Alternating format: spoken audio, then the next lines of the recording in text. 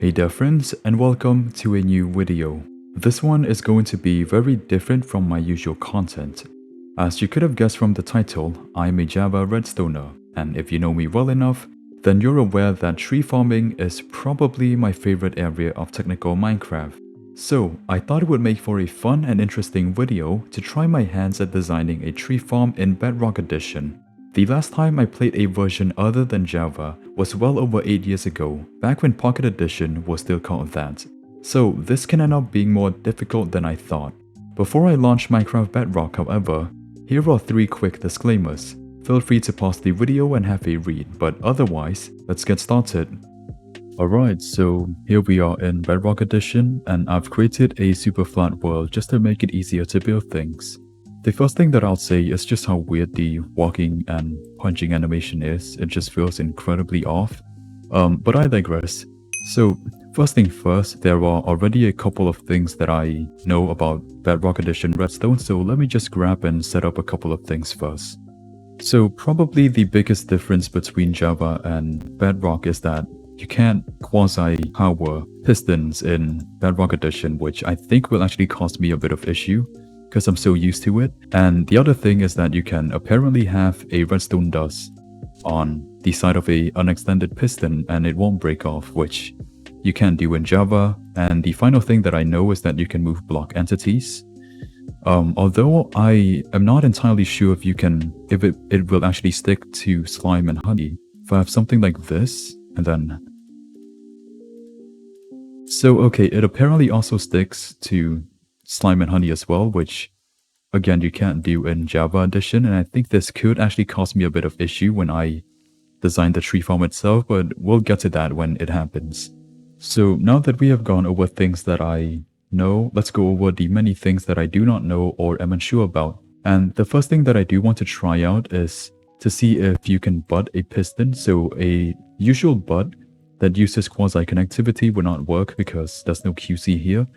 But I do wonder if I have a system like this, and then I have this be extended.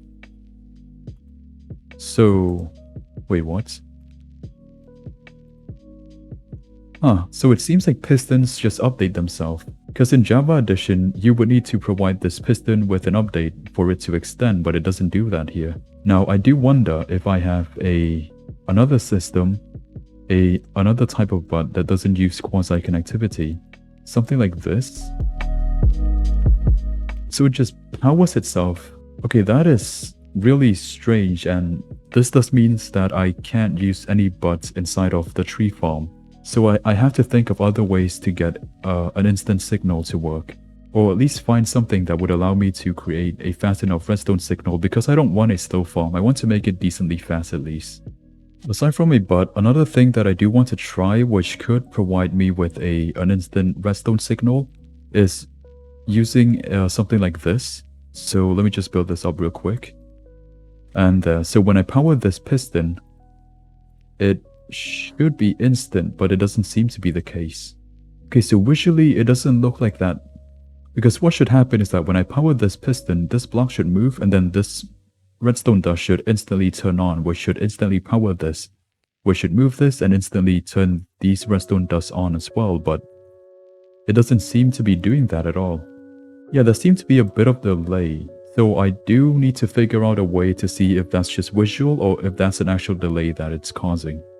Alright, so this has to be a really awful way of testing this, but I have 2 command blocks. One is powered by a repeater, and then the other one is by this system right here. And this one just says repeater, and then the other one just says piston. So when I turn this on, so if this is instant, it should power before the repeater, but it's not doing that. Okay, so that just means that there is a delay. Now I do want to know if I take this command block and then move it right here instead, and then break that. Yeah, so the repeater just turns on before this one, which means that there is a delay, and there isn't just a delay, but the delay could also be longer than the repeater, so it's longer than 2 game tick. It seems like I've made a mistake. I know why the repeater was turning on before this now. So if I do something like this, you can see that the two systems actually turn on the exact same times, which means that this is 2 game tick and this is also 2 game tick of delay as well. The reason why this repeater was turning on earlier before this system was because I was powering it directly. This is the exact same thing in Java as well, where if a player powers a repeater or an observer directly, they actually turn on 1 game tick earlier than they should have. I think it has something to do with how the game scheduled player action. And so it's the reason why when I did this, it seems like this turn on before that one. But if you turn them on with the same repeater, then you can see that the command block actually turns on at the exact same time. So I wanted to test if this is actually a 2 game tick delay, and I have some command blocks, and you can see in the scoreboard that it is actually a 2 game tick delay. I'll attempt to explain how the command blocks work, but if you're not interested, I'll have a timestamp where you can skip ahead as well. So the first command block is this repeating command block, which just adds a score of 1 to game tick, and it does so every single game tick, which means when you power this, it just counts every single game tick. Then the next one is this command block, which just resets the score back to 0 when you press this button, and then afterwards, it would add a redstone block next to this command block to get it to start counting. So it resets it to 0, and then it starts the counter from 0. When you power this, the redstone line would obviously turn on, and then it would power this command block, which would just set the redstone block back to an air block so that the counter would stop counting. And so it would count from 0, and then when this turns on, it just stops it immediately, which allows us to get the exact game tick of this contraption. There's probably a better way of figuring out the game tick for stuff like this, which unlike a repeater or an observer, which I can just look up on the Minecraft wiki, I can't really look up, what the delay of this is, but there could be a mod or a data pack or something which allows you to get the precise timing, but I'm unaware of any of them, so I just ended up using these command blocks instead. Moving on, there are 2 last things that I want to check out. The first one is whether or not leafstone work, and it doesn't seem to be the case. Then I wanted to see if scaffolding works, and they do work, but they work in a really strange way. So if I remove the redstone lamp, I have a command block to check the game tick, and this one has a delay of 4 game tick. And if I place a command block above that, you would expect this to have a delay of 5 game tick, because in Java, the scaffolding, they add a 1 game tick delay each time it goes up. But no, it has a delay of 6 game tick, and then the one after that you would expect a delay of 7 game tick, or an 8 game tick maybe, but no, it also has a game tick delay of 6. And then if we move this up, now it apparently has a game tick delay of 8. So based on this little test that I did, it seems like scaffolding, well, they don't have a 1 game tick delay, they have a 2 game tick delay, but it happens in an increment of 2, and so these 2 scaffolding would be 2 game tick more than the scaffolding right there, and then these 2 scaffolding would add 2 game tick of delay over these 2 scaffoldings down here. But these 2 scaffolding has the exact same delay, and then these 2 scaffoldings have the exact same delay, rather than this being 1 game tick shorter than this one, which is incredibly strange. Stranger still, apparently sticky pistons cannot drop the block in front of them regardless of how quickly you power and then depower them again. And then I've also come to realize that observers apparently has a 4 game tick delay rather than 2 game tick. I looked this up and it's supposed to be a bug that never got fixed, so I guess we have to work with that. Okay, now that I have a pretty good understanding of redstone in Bedrock, we can finally move on to the tree farming portion of the video. So what I do know about trees in Bedrock is that they are really restrictive. You can't have any block within the 5x5 area, so even if I have like wood or log blocks, this will never grow. The only 2 blocks that you can have, as far as I'm aware, are leaf blocks and dirt blocks, so this will allow the trees to grow, but if you have logs, they wouldn't. With that in mind, there are 2 layouts that I would like to try or I am considering, and they are based on Java tree farms layout that I've seen over the years. So the first one is this one, and the way that this works is that a tree would grow and then you would have these pistons, they would push, same thing with this as well. And then you would have the pusher which would push the log, they would retract, and then this would retract, which would bring the lock out of the 5x5 area. And the only thing in here is the dirt blocks, and they are allowed, so we are okay with that. The other layout is pretty similar, but this one is based on a really old Java tree farm layout that used to be really popular back then. So again, we would have a tree grow, and then we would have these pushes, which would push the lock out, and then you would have these double piston extender, which would retract the lock, and then it would just be pushed sideways.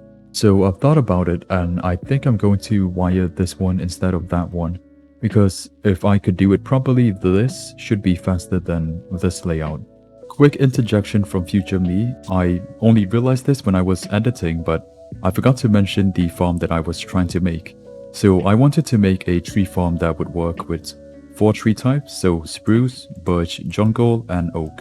Now, back to the video. So I am looking at this now, and I realized that there isn't currently a way to power the piston at the front, but what I think I can do is I can add redstone block to the pushes, and so when these guys extend, the redstone block can power them.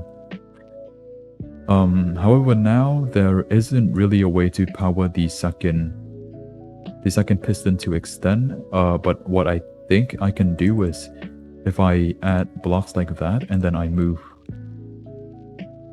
the pistons back like this should allow me to, when this pushes, it should allow me to extend, and I guess it's all just broken because there's no quasi connectivity now. So this was what I wanted to show before it all broke. By moving the pistons back when we power these guys, now there's actually a way to power the second extension. Like so, whereas initially when we had the piston at the front, and then you extend this, there isn't really a way to power this one. So this is the new layout. I do want to check though, because I know that short pauses in Bedrock are really strange, and so if I have a short pause for this piston, will it be able to power that one? Okay, so it can, so this will work, fortunately. Alright then, and of course it broke again. So the pushes are taken care of. We should be able to power these pistons from either this side or either from that side. And then same thing with this, we only have to power the pistons at the back. Now for these ones, it's going to be a bit difficult, I think, because we will have the lock output at the back like that, which means that if we want to power these pistons, they will have to be powered from the back like this. And then for the second extension, we can simply power them from the side. So I guess we could do the same thing with observers. So I can just do that, and then they can just extend. Although, wait, no, this wouldn't work because we do need these pistons to stay extended for a bit longer so that let's just break this, so that the pushes, they can actually push the lock. And only when the lock has been pushed in place can we get these guys to to retract. So we cannot use an observer like that. I guess another thing that we can do is, we can either run, if we run a redstone line, because there's no quasi connectivity. Wait, what? Oh. Wait, I didn't realize that redstone dust would direct into pistons. They don't do this in Java. Well, it seems like the revelation that redstone dust redirect into pistons will mean that we can't have redstone dust right there because they would power both pistons, and we only want to power this one. We also can't have redstone dust right here because of that. It would be powered by the redstone block. What we could do is actually point a repeater into this, but then a repeater would add extra delay, and I don't want it to slow the farm down. We can move pistons to the side so that now we should have room to power these guys with redstone dust. Or we can also maybe move them to the side as well. It's really hard to place blocks in Bedrock. We can move them to the side so that we can run the redstone line like this and just tower them upwards. That should make it a tiny bit more compact. That's the pusher taken care of again.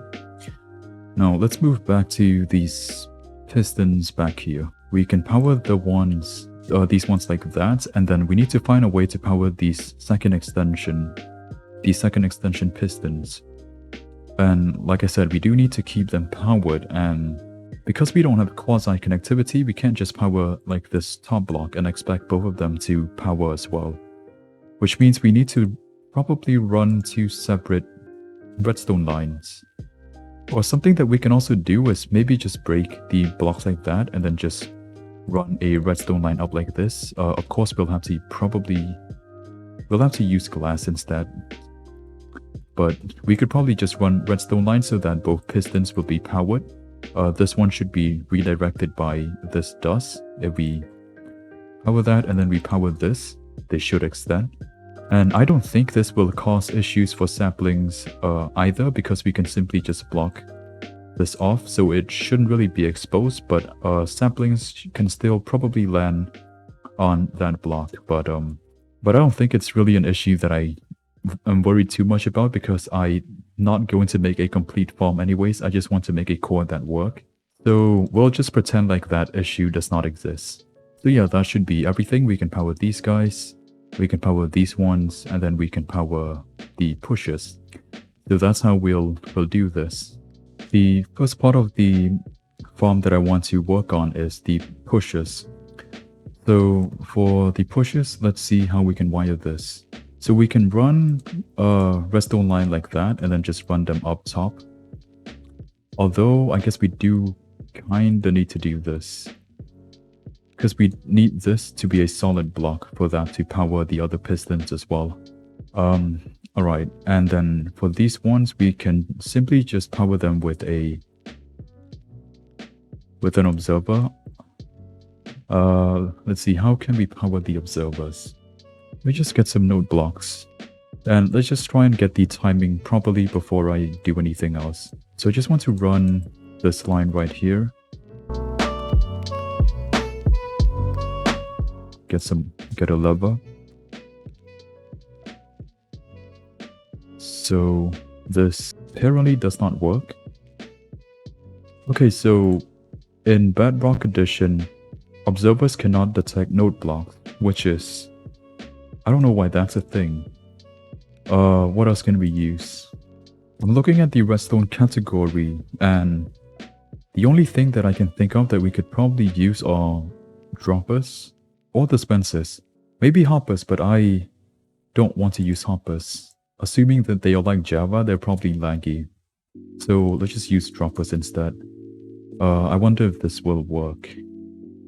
And alright, it works. Awesome. So now we just need to power this line for long enough to allow these pistons to retract again. If I maybe have a repeater like that, and then... Wait, but now I need to think of how I'm going to power this. Am I going to power it with an observer, or... Okay, so that retracts a bit too quickly. Let's see. Well, wait, actually, before we work on the pushes, I do want to think about how we're going to detect the, how we're going to detect when the tree grows.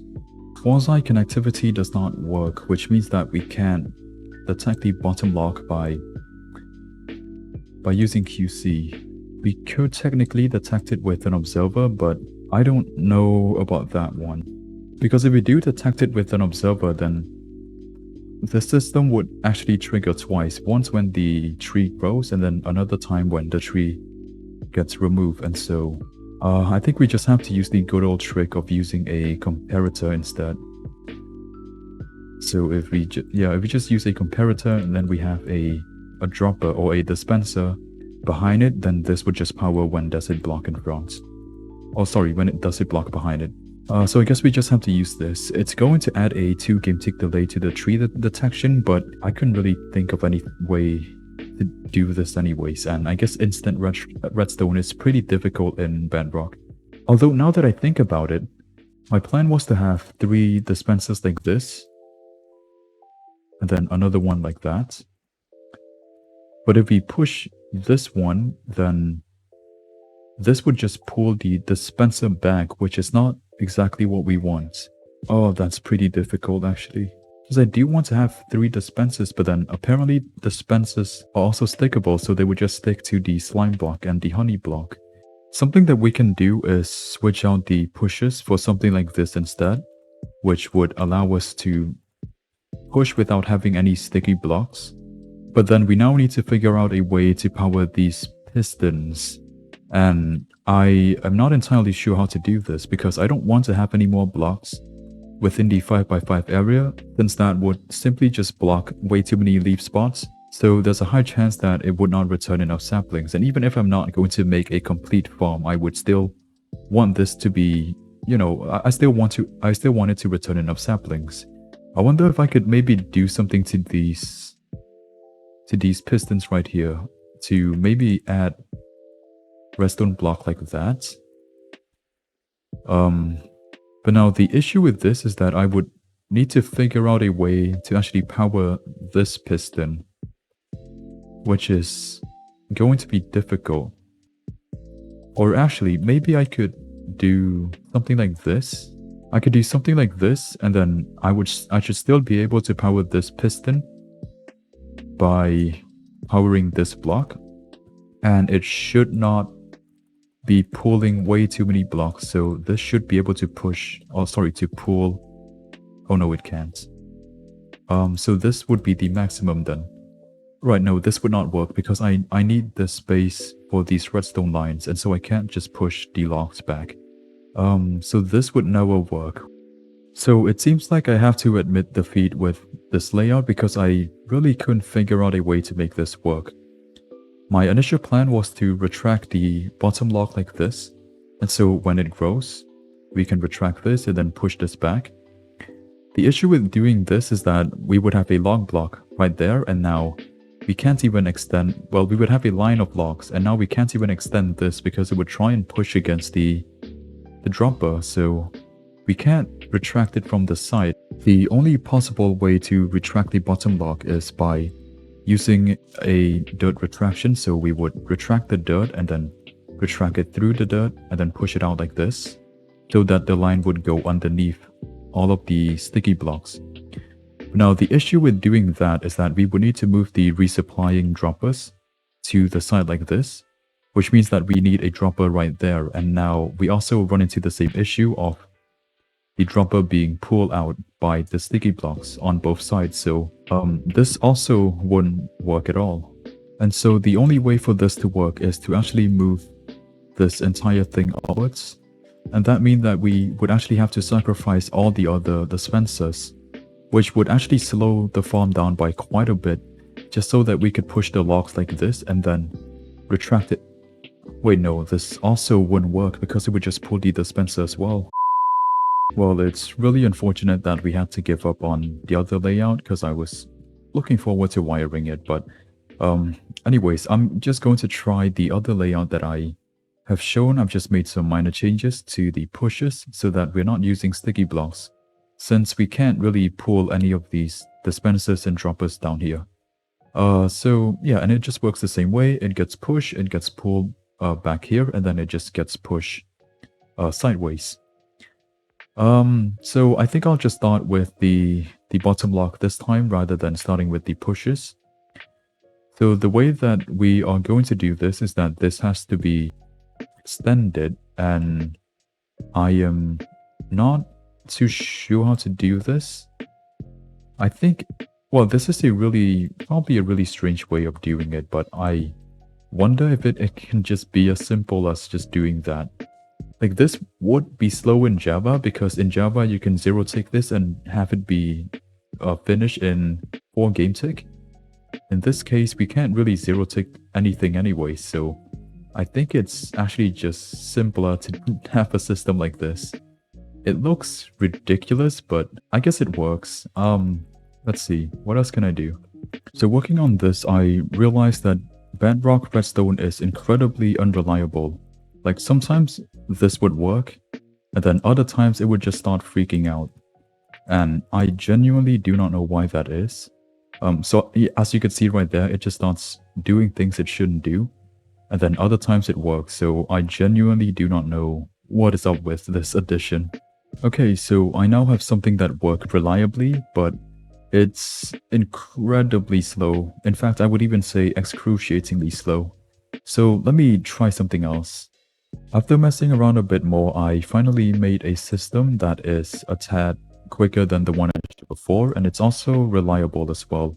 Although, it still feels a bit too slow, and I'm not entirely sure if I could make it quicker, but I'll try something else and see if I could get something to work. I made some changes to the system from before, and it works. It's certainly faster, but it's also incredibly unreliable. It works sometimes, and then other times it just doesn't work, which, again, I'm not sure why Bedrock works like that, but it's incredibly frustrating to work with. Well, I guess we're back to the old system then, because I really couldn't get anything else faster than this. Probably a better way of doing this, but I'm just super unfamiliar with Bedrock Redstone. Let me just explain quickly how this works. So when a bottom lock, or when a tree grows, the bottom lock would cause this repeater to read the container behind it, which would then power this piston to push the redstone block, which would then cause this piston to retract the dirt. And then soon afterwards, this piston would cut off this redstone signal, which would cause this redstone block piston to retract the redstone block again, which would give a short pulse to this the other piston that is responsible for retracting the lock. So if I just do this real quick, you can see it work in action. So yeah, we have that system, and next I would like to work on the pushers themselves. So the pushers, let's see how we can do this. So we're going to need to power them through these dirt blocks, and I think I'll just use observers. We'll just use observers like this to power the pistons. Now, I do wonder if let me just grab a solid block. So we should be able to wire the pushers like this by having some droppers and then redstone, some glass, and just wire it up like that. Now, if we power this, it should work. And it does. So what I would like to know now is, let's say I take the signal from this line right here, which is the detection, and I'll just run it up real quick. It's incredibly messy, but I just want to know the timing for now before I clean everything up. Oh, why is it freaking out? Oh no, that's really not good. Yeah, I don't think that's supposed to happen. Alright, wait, okay. Maybe I need to give the pulse a longer pulse just so they actually have time to retract. So another weird thing that I've learned about Bedrock is that apparently Redstone can transmit signal down glass, which if you try doing this in Java, it would never work. I have a bit of delay down here just to give these back pistons enough time to retract the piston at the front. So if you try this again, it does work, but for some reason, okay, I'm not entirely sure why the pistons is alternating like that.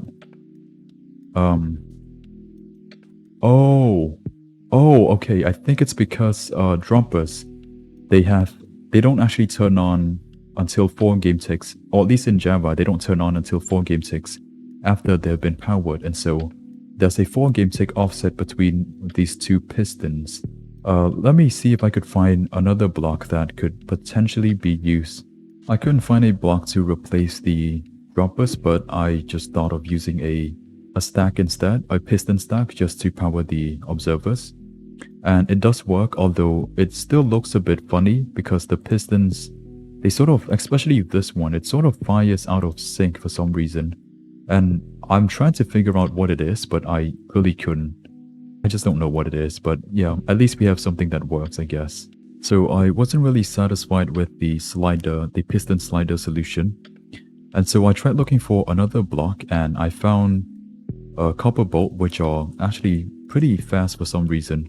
I'm not sure why, but Observer detect copper bolt incredibly fast, even faster than Redstone does. So that's incredibly useful, and this is the fastest that I could get the pushes to go for now. The wiring is certainly messy, so I'll clean that up. But other than that, I think the pusher is pretty much done for. So I just want to quickly show what I meant by observers can detect copper bulb quicker than they can detect redstone does. If I pull this lever, you can see that the observer that's looking at the copper bulb actually triggers before the one that's looking at the redstone does. I genuinely do not know why that is, but it's incredibly useful in this particular case. Okay, so I have cleaned up the wiring for the pushes, so it's a lot neater now. And I've also gone ahead and stacked up the pushes up to 10 blocks as well. I tried looking up how tall jungle trees can grow in Bedrock, and I couldn't really get a definitive answer. So I had to consult the most reliable source I know, ChatGPT, and it says 10 blocks. So I did a bit of testing, and it also appears to be 10 blocks, which is the maximum height for jungle trees as well. And I've set up some command blocks here just to show this entire thing in action. Hey, so it's been over 12 hours now since I last worked on the farm, and while I was having breakfast this morning, I actually had the idea to switch this system out for what we had initially, the system with the slime block, and the slime block and honey, so let me just build that up real quick. So this was the system that we initially had, and I had to scrap this because it was sticking to the dispensers and the droppers. But now we can actually have it just on one side because it's not really going to stick to anything. I can just replace this with glazed terracotta so it wouldn't stick to the slime and honey. So now we can actually use this system and it would actually work, and it would also be quicker than what we had with the double piston retraction thing earlier. If we use the system right here, it also means that we would have to change up the leaf crushers on this side. So what we can do is we'll have to remove these blocks because they'll be pushed into that, and then we can just move this pistons over to the sides. So I'll just move this over. This should clear enough room for this system to work without interacting with each other. Although I think I do have to switch this out for honey, switch that out for slime and then switch this out for honey instead, and maybe do something like this just so that they wouldn't stick together when each one of them pushes. So this should work. Let me just simulate what happens when a tree grows. So a tree would grow, and then these ones would extend. The leaf crushers would also extend, and I also had to replace the trapdoor with a glass block instead because I realized that it was pushing into this dirt. But anyways, the leaf crushers would extend, and then the bottom lock would cause the pushers to push. So the locks get pushed, and then we just retract all of this back, and now the lock should be outside of the 5x5 area. What I do want to know if it's possible in Bedrock or not is, with this layout, usually what people do in Java is that you would have a piston like that. So you would have the lock like this. And what would happen is that when a tree grows, this piston would push the lock upwards within the same game tick that these pistons would also extend as well. But this is scheduled to do so before these guys, and so what would happen is that this would turn into B36 or moving block, which means that they would not stick to the slime and honey. So when this pushes, it would just push without having a lock block stuck to it. And this is a good thing because it actually speeds up the layout. Since we don't have a lock right there, it means that the pushes can pretty much just push with the same time that these guys can push. I realized that what I said there earlier probably did not make a whole lot of sense unless you are familiar with how this layout works in Java Edition. So let me just explain using a simple setup like this. So a tree would grow, and when that happens, the first thing that these pistons would do is extend, the first extension. And then now this is supposed to push the logs, and then this is also supposed to extend. But the thing is, you can't have this piston and that piston extend at the same time. So if I try to do that, you can see that it really doesn't work at all. Only one of them can extend. And the reason for this is because it really depends on which one of these pistons schedule before the other. So if this piston pushes before that piston, what would happen is that it would push and then this would become a moving block, and you cannot push a block into a moving block. And so this piston would actually have to wait until this finish pushing, and only then can it push the lock inwards. On the other hand, if this piston is scheduled to push before that piston, what would happen is that this piston would push and then this would become a moving block. And now this piston cannot extend until that piston finishes pushing. And so the only way for this to work when we have a lock block right there is to actually have this piston extend first, and then only when it finishes extending can we allow this other piston to extend so that we can retract the locks like that. However, if we can somehow find a way to remove the lock so that it does not stick to the slime block, we can actually allow both pistons to extend at the same time, and then it just transfers the lock over like this, which is so much faster than if we were to wait for this one to extend and then for this one to push. Hopefully that makes a lot more sense. Now that we have a pretty good idea of what we want to do with this system right here, I think the first thing that I should do is probably wire up this and then see if I could maybe find a way to get the lock blocks to unstick from the slime and honey when we extend these pistons. So let me just wire this up real quick and then I'll get back. Alright, it is now all wired up and it works. The wiring is very similar to what we have for the pushes, just slightly different, but it uses copper bulb and observers to power the second extension as well. So now that we have this working, the next thing that I need to test is to see if I could somehow get this piston to push the lock so that they don't stick to the slime and honey. And what I do want to try, first thing first, is to see if I can just power it immediately. If I power it immediately, I wonder if this would work.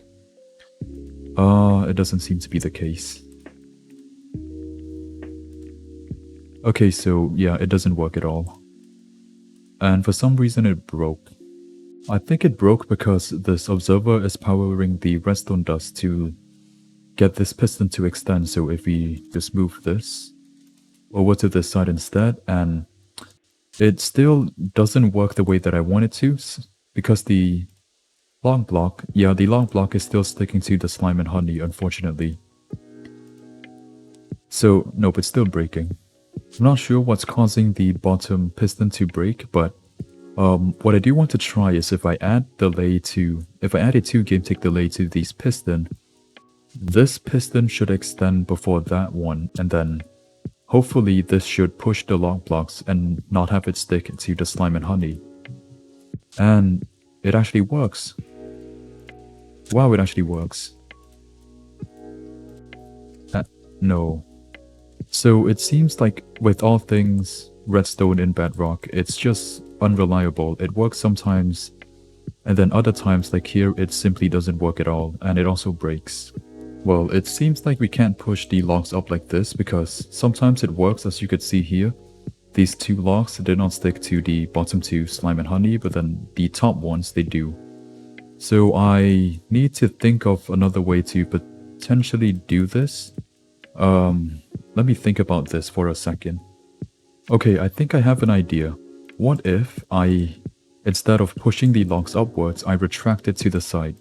So if I do something like this and get sticky pistons like that, maybe I could find a way to retract the locks to the side so that they don't stick to the slime and honey, and then we can push it back in place so that it can push the lock that way.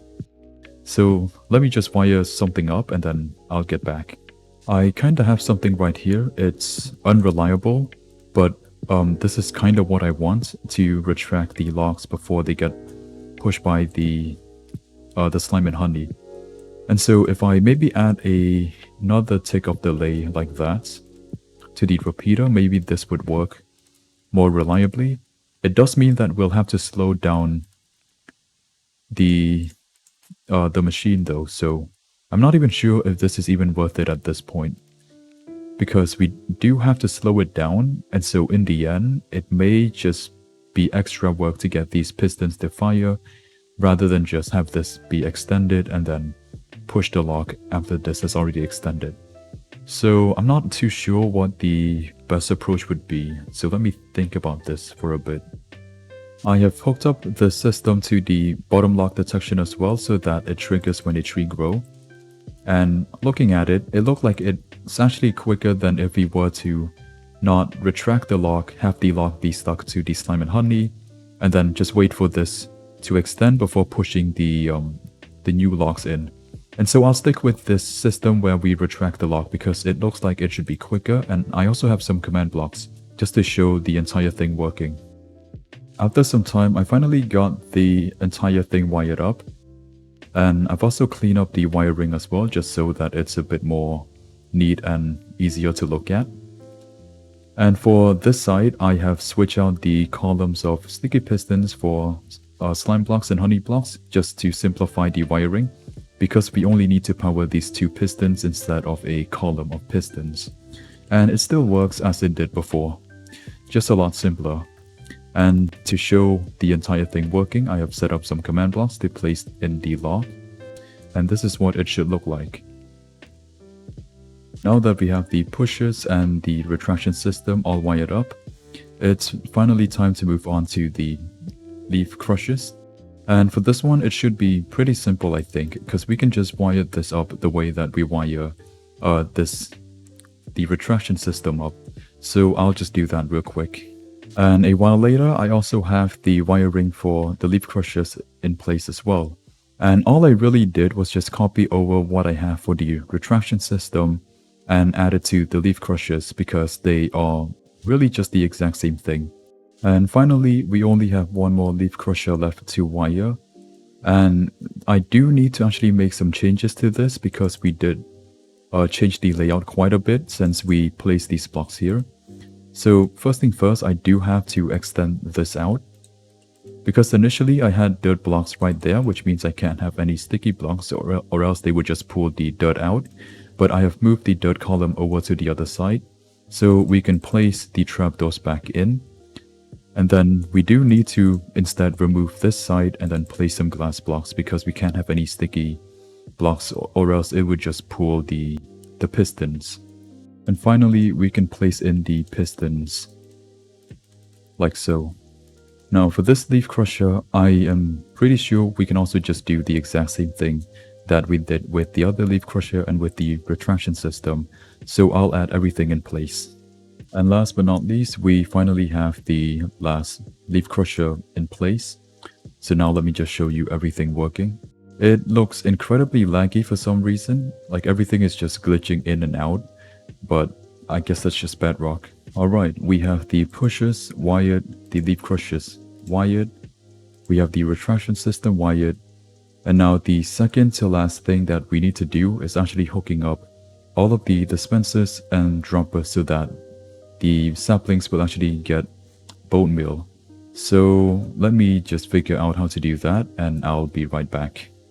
So I've gone ahead and add in the supply line for the bone meal.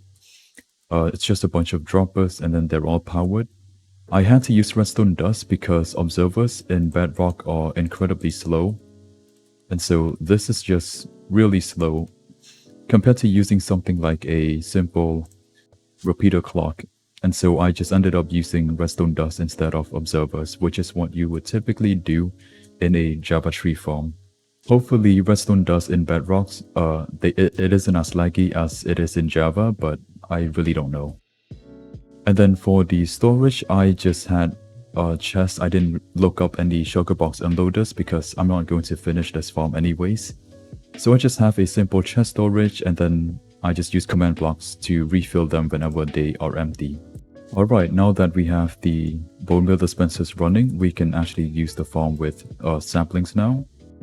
So here's jungle, that's spruce,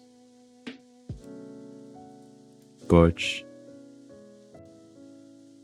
and as for oak, I really do not know why, but I tried limiting the height by placing blocks at various height, but it would always just grow a large oak. So let's just say I have an obsidian block right there.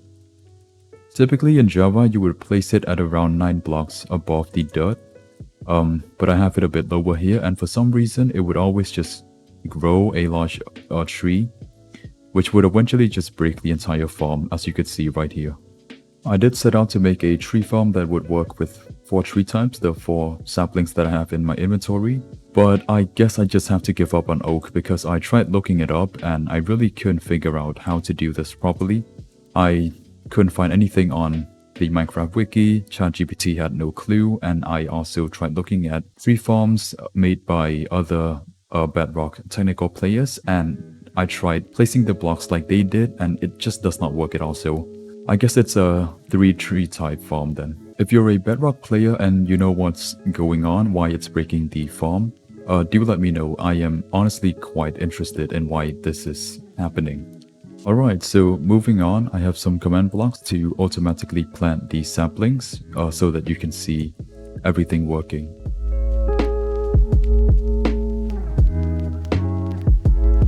Now, there's only one thing left to do, and that is to actually collect these saplings and then dispense it back to the player to keep the player resupplied. Admittedly, this is probably my least favorite part when designing any tree farm, but it has to be done. So I'll hook something up and I'll be right back. And so here we have it, the final farm completed with the sapling collection system. I've also added in the wall just to keep saplings inside as well. I'm pretty sure they can still glitch out, especially through holes like that. But it should be able to collect most of the saplings, hopefully enough to keep the player supplied. And the collection system is just a bunch of hoppers. I also have 3 hopper minecarts as well, just to collect items that would otherwise land on non-hopper blocks. And then they would all just redirect the item into this dropper, which is where the player would be AFK and planting. So I had to make some minor changes to the sapling collection system. Mainly I added 2 more hopper minecarts because earlier I had anvil and I didn't realize that anvil can actually stick to slime and honey, and so the honey block would actually just pull the anvil out. And so I needed hopper minecart instead, just to collect items that would fall in this area. Other than that, I also had to move some hoppers around because they broke the redstone that I had. But it should work now, and so I'll AFK for a bit here and actually see if it returns enough saplings or not.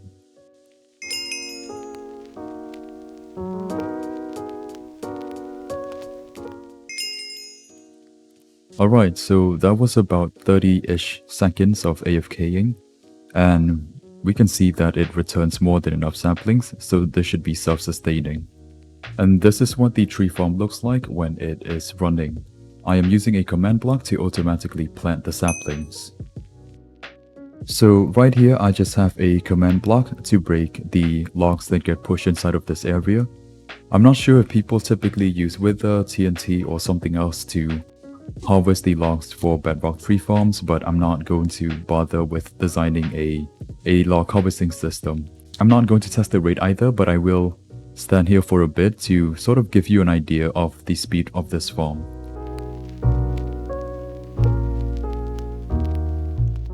And there you have it, a Bedrock tree farm designed by a Java Redstoner. Whether or not this is a good farm, I honestly can't say because I am super unfamiliar with Bedrock technical Minecraft.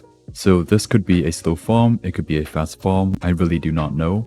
But regardless of how bad or how good the farm is, I will say that this has been a very fun and interesting challenge to do. Yes, it has been frustrating, especially with the fact that I need to relearn Redstone, and the fact that I also do not have access to mods that I typically use when I design farms in Java. However, I still really enjoyed the process of designing this farm, and I'm also quite happy with how it turned out, so I would say that it's a pretty decent attempt at designing a Bedrock tree farm. If you want to check out the farm, I will also leave a Word download in the description for anyone who's interested as well. With all of that said and done, this video has been really fun to make, and it's also really different from the type of content that I would usually create. However, I hope you enjoyed, and if you do, consider leaving a like and subscribing. It really helps the channel out. Thank you so much for watching and enjoy the rest of your day.